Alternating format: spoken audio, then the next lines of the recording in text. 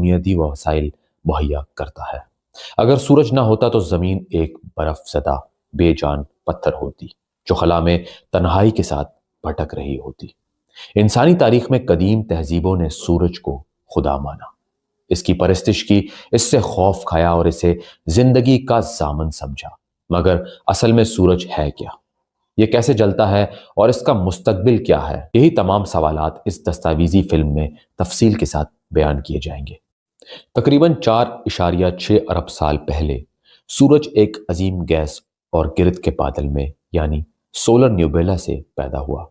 وقت کے ساتھ ساتھ اس بادل پر کشش نقل نے اثر ڈالا اور یہ آہستہ آہستہ سکڑ کر گھومنے لگا۔ جب مادہ مرکز میں اکٹھا ہوا تو وہاں دباؤ اور حرارت اتنی بڑھ گئی کہ ہائیڈروجن کے ایٹم آپس میں جڑنے لگے۔ اسی لمحے نیوکلیئر فیوژن کا عمل شروع ہوا اور یوں